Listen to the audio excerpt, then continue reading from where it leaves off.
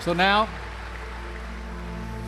it is my high honor and distinct privilege to introduce to you your Commander-in-Chief and a true champion of the men and women of the armed forces of the United States of America, the 45th President of the United States, President Donald Trump.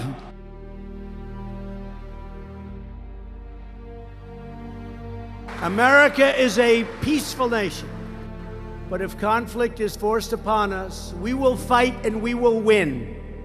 Right, General? Right? Right? Better believe it, generals. They're the guys. We're powered by the unstoppable force of the United States Army, very special. With this new authorization, we will increase the size and strength of our military by adding thousands of new recruits to active duty, Reserve and National Guard units, including 4,000 new active duty soldiers. And we will replace aging tanks, aging planes and ships with the most advanced and lethal technology ever developed, and hopefully we'll be so strong we'll never have to use it. But if we ever did, nobody has a chance. It all includes 135 brand new, beautiful M1 Abrams tanks, 60 Bradley fighting vehicles, and over 3,000 Joint Light Tactical vehicles for the Army Armored Brigade Combat Team. New Black Hawk and Apache helicopters, finest in the world, for the Army National Guard. 77 F-35 Joint Strike Fighters, you know, that's stealth. I talked to a couple of pilots, great pilots. I said, how are they? They said they're hard to beat because you can't see them. It's always hard to beat the enemy when you can't see it. The greatest in the world. Full funding for the B-21 Raider bomber program, 13 new Battle Force ships and support ships, including a 4th Ford-class aircraft carrier and 3 additional lateral combat ships. Funding to modernize our nuclear arsenal, so important. We're doing a major upgrade of our missile defense.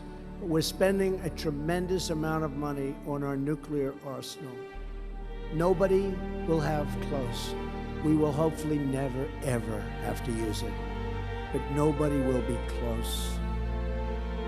Space, the final frontier. It may be the final frontier on Star Trek, but in real life, it's the next frontier for the military, with plans now unveiled for the 6th branch of service. The United States Air Force. And the first since the creation of the Air Force in 1947. It is not enough to merely have an American presence in space. We must have American dominance in space. The Trump administration wants to build this Space Force by reorganizing existing programs and personnel, creating an elite group of space war fighters, equivalent to the Navy SEALs or Green Berets, and asking Congress for $8 billion over the next 5 years, all part of a push to combat aggressive moves by Russia and China. President Trump today tweeting Space Force all the way, with his campaign asking supporters to pick their favorite logo, offering up 6 options. Space Force. The Space Force. Space Force.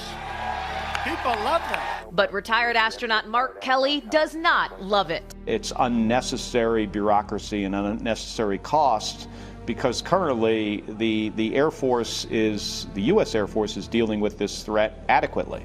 The Space Force needs approval by Congress. Only then can the president complete his mission to boldly go where the military hasn't had a branch before.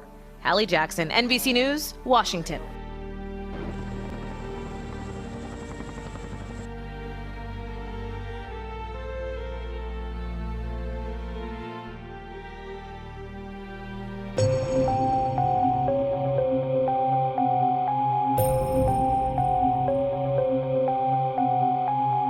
Listen to me. Before I made a lot of money, I was reading books, I was going to the seminars, I was listening to self-help audio, okay? Searching online, motivational videos, right? Downloading products, trying to make more money. But what I didn't understand was this. Listen to me. The reason why I was not getting the success I deserved was because of me. I was too busy irritated, that sounds like you. I was frustrated, that sounds like you. And I was constantly unhappy about things that wasn't taking place in my life. Until one day I got up, I looked at myself and said, Wesley, you are successful now. Let's go! You are prosperous. Let's go! Wesley, you are wonderful. Let's go! Wesley, you are rich. Let's go! Wesley, you are powerful. Let's go! I would tell myself that every single day, even though I was at my lowest. This is the millionaire's routine.